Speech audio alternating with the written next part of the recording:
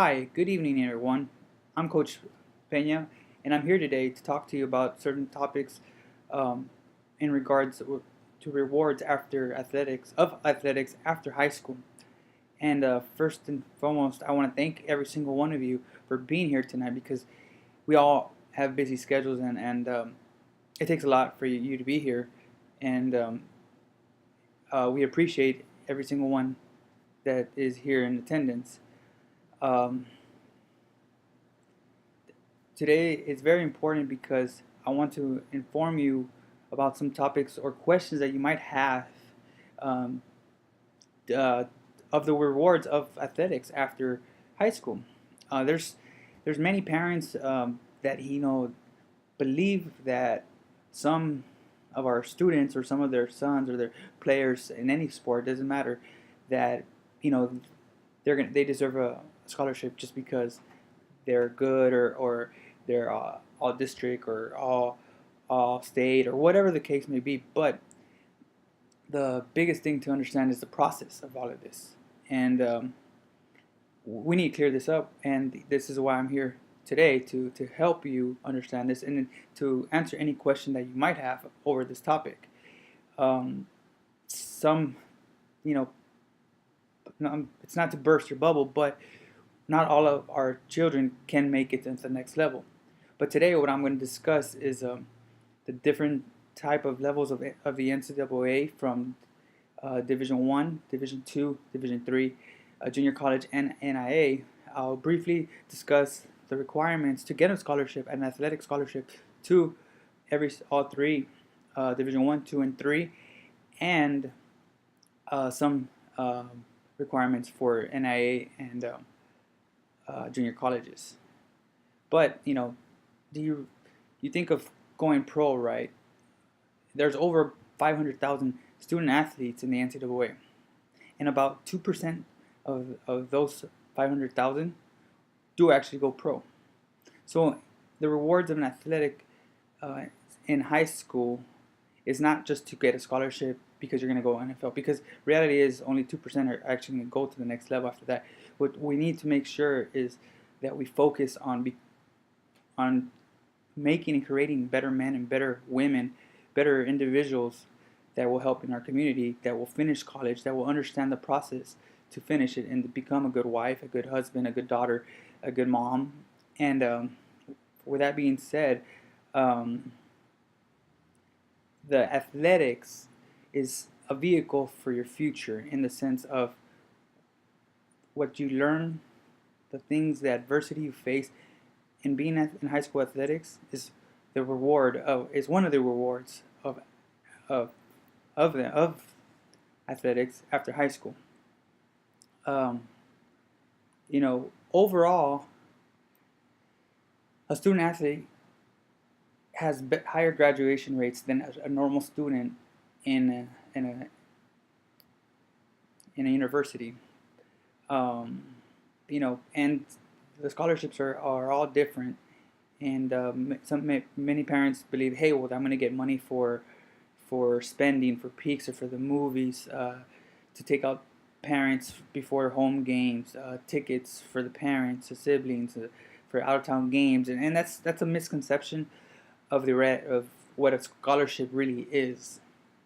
First and foremost, if any athlete or any student athlete wants to um, be able to be eligible for any type of scholarship, they must register and be a member of the NCAA Clearinghouse organization, which is it performs academic evaluations to determine if your student athlete is eligible to be able to participate in NCAA Division 1, 2, or 3 as a freshman. This association of the NCAA also includes the NJCAA, and the NAIA, which is the smaller division. With that being said, I'm going to discuss the different type of scholarships for Division 1 and the requirements. For a Division 1 academic scholarship, Uh, there's academic requirements for each student if you want to be able to practice during their first year as a freshman when you walk on campus. Um, if you want to fully qualify for a Division I scholarship, you must complete 12 core classes, and 10 of these 16 core classes must be completed before your seventh semester of your senior year of your high school. And 7 of these 10 core classes must be English, math, or science. And in these core classes, you must have at least a 2.3 GPA. And every school has a SAT and a ACT matching score GPA on your Division I sliding scale. And you must graduate high school.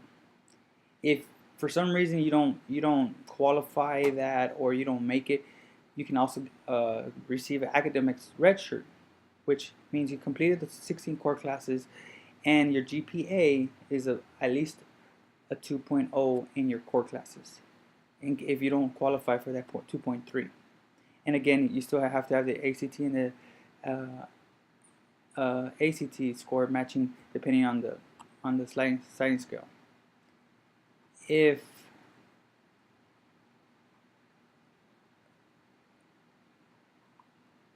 okay, that was for Division I. For if you're a full scholarship qualifier, which were the first requirements, you're able to compete, practice, and receive a scholarship in your first year enrolled into the classroom or into that NCAA college. But if you get an academic red shirt, you can receive an athletic scholarship when you enroll. You may practice on the regular academic term, but you cannot be in you cannot compete in any games in that first year.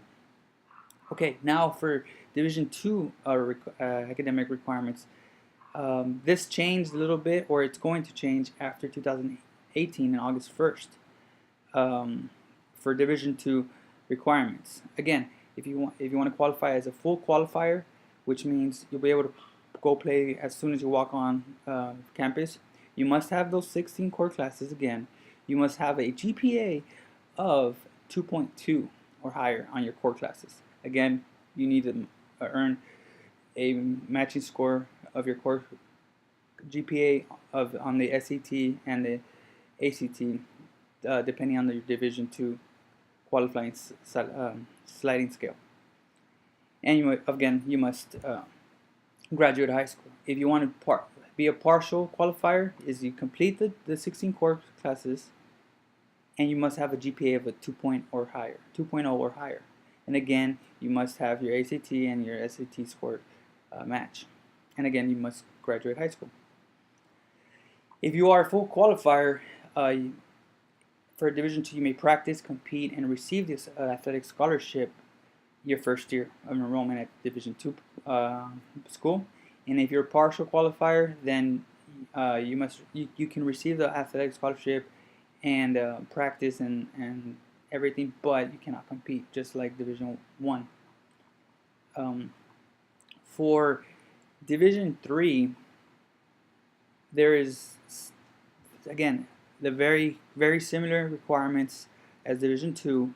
You must complete those 16 core courses, have a GPA over a 2.0, but the only thing that changes here is your SAT combined score must be at least a 820, or on the ACT it must be at least a 66, and you must again graduate high school. Again, if you don't qualify, then you must go to a junior college or to a NIA campus. An NIA is a university or college is a great option for athletes who wish to continue playing, but are more concentrated on life after college sports.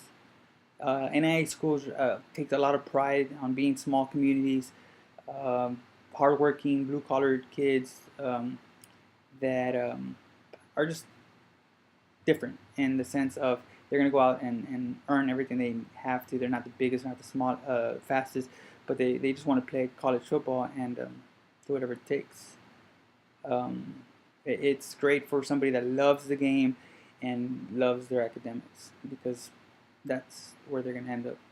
And then there's, again, if you don't qualify for an NCAA scholarship or you can't get into a college, university, there's always the junior college route or the community college route, and you'll go through a 2-year college if and the requirements are much lower than a regular university.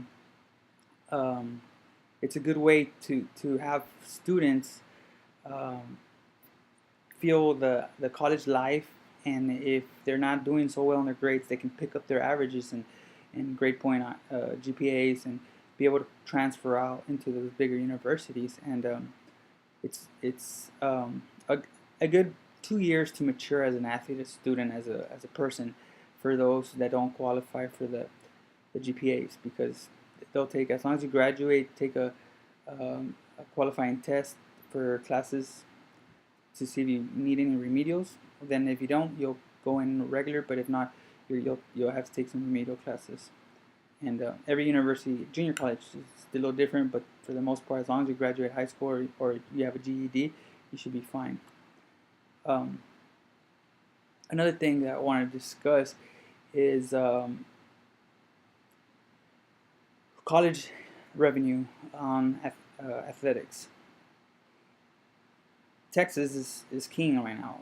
Texas has made over $100 million than any other income of just on their football team, or they're just athletics on their ticket sales, um, and it's they're just growing, and they're over 20% or 20% or over $30 million more than anybody else, any other campus in the NCAA, and it which that with that being said, how much money that these Alabama, all the big schools, how much money they create just for their athletics, uh, it brings up the next point of, should we pay our athletes? And after listening to certain people speak and the topic, it's very touchy. It's a very interesting topic because it's been going on for a long time, and all the situations that happened due to this non-paying, the SMU scandal in the 80s. They received the death where they took away football, but it happens. Over and over and over and over. People want to win championships, are is what everybody needs or wants. But do they deserve it? I don't know, because if I understand that, well, they make so much money off these students or all these players, but if we pay the football players, we have to pay the baseball players, the softball players, the swim team, the bowling team, the powerlifting team. There's so much that goes into it that we can't just, okay, we're gonna pay the football players or we're gonna pay the basketball players, because we're never gonna finish. The scholarships that they receive is a free education. It's a free education, and where else are you gonna get that besides playing? That they're offering you an opportunity to better your life, and that should be good enough for you. Yes, there's some that are very athletic, very that, oh, well, I'm so good, I'm going to make you so much money, but that's not really the point of college athletics.